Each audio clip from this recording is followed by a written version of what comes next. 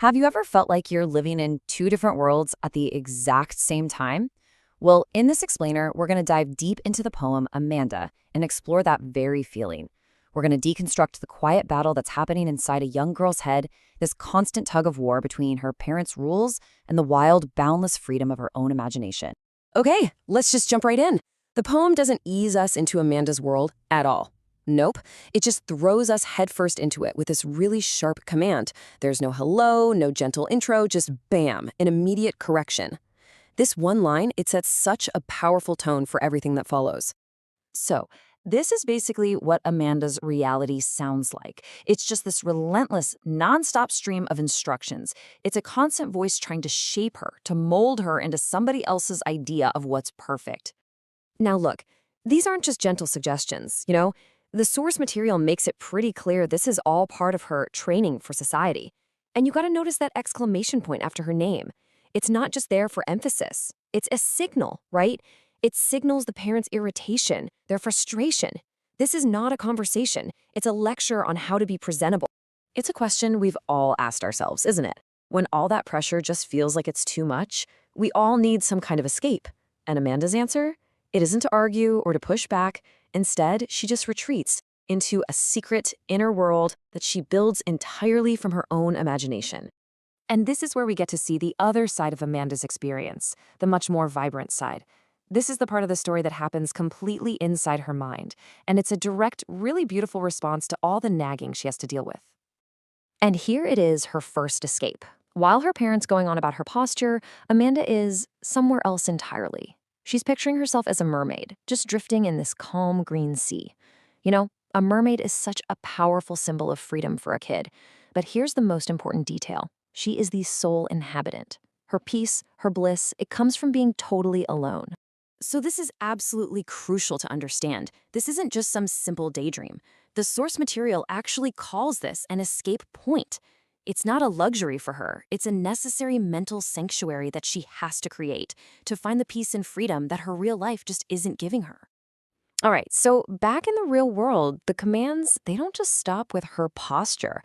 Oh no, they grow, they expand, and they start to control not just how she sits, but every single part of her life and her space. See how the instructions shift? We've gone from her posture to her responsibilities.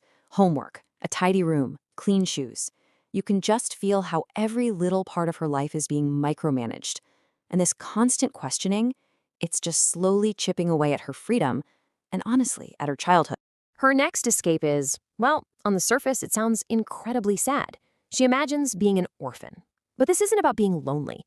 For Amanda, being an orphan actually represents the ultimate freedom, a life with absolutely no one telling her what to do. In her head, that silence is golden, and that freedom is sweet. This slide just perfectly captures the huge gap that's growing between their two worlds. The parent wants order, cleanliness, discipline, and what does Amanda crave? The exact opposite. The simple feeling of dust on her bare feet, the peace of golden silence, and the taste of sweet freedom. And then the pressure moves on to her appearance. All of a sudden, she's being shamed for eating chocolate because of acne, which is a completely normal part of growing up.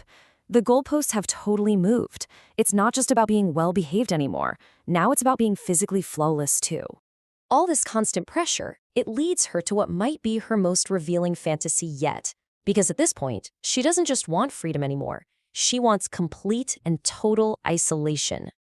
So she imagines herself as Rapunzel, but she completely flips the story on its head. This is not the trapped princess from the fairy tale we all know. For Amanda, that tower isn't a prison. It's a sanctuary. It's a peaceful, rare place where she can finally be left alone with not a care in the world. It's a fair question, right? I mean, the whole point of Rapunzel's story is about being rescued. You'd think Amanda would be sitting there waiting for her prince. But this is where she gives that old fairy tale a brilliant personal twist. She just rewrites the entire story to fit what she needs. She wants the tower, she wants the peace, she wants the isolation, but she will never let down her hair. No rescuer, no visitor, no connection to the outside world. This just shows how deep her need to be alone has become. It's like the more they try to control her, the further away she wants to get. And this brings us to the final part of the poem, where these two worlds, the real and the imagined, they collide. And they totally fail to connect. In the end, the parent just sees a moody, difficult kid completely blind to the rich, incredible inner world she's built just to cope. Oh, the irony here is just crushing, isn't it? The parent sees her silence and calls it sulking. And then comes that final unbelievable line. Anyone would think that I nagged at you.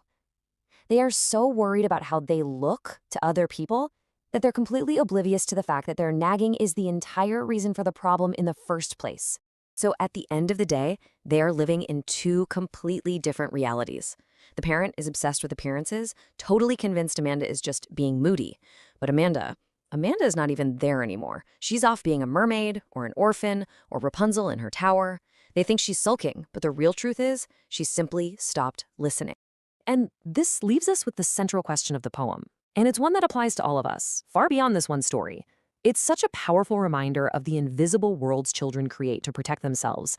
And maybe it's a warning about that moment when a parent's voice stops being guidance and just becomes noise.